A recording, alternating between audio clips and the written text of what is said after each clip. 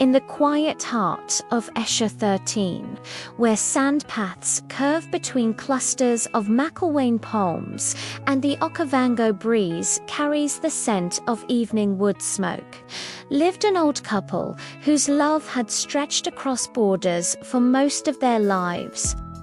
Raditiro was known by everyone as a man of the mines. For more than 30 years, he traveled to South Africa, working deep beneath the earth where the sun never reached.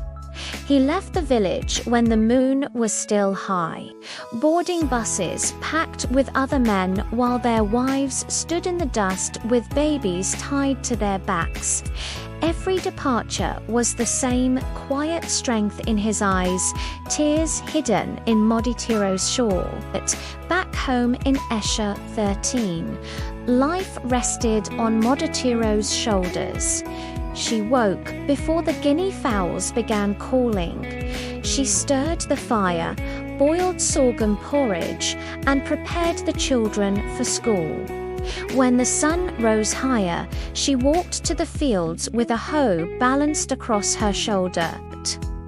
Her hands, hardened by years of ploughing, knew the soil like an old friend. She grew maize, maple, and pumpkins enough to feed the children and, in good seasons, enough to sell.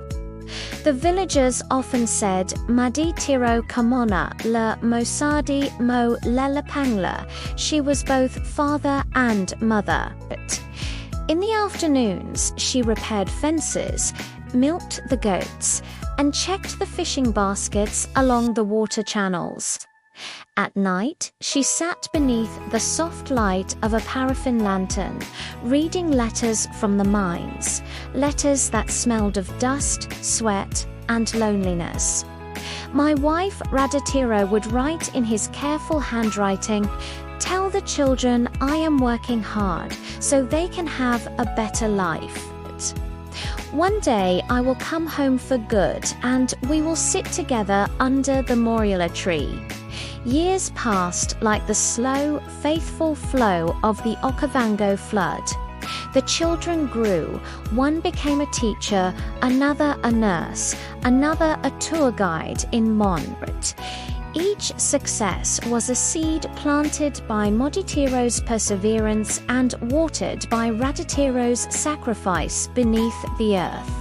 When he finally returned home for good, his back was slightly bent and his hands carried the scars of stone and steel.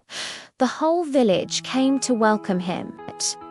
But what moved people most was not the ululations or the celebration. It was the way he and Maditiro looked at each other.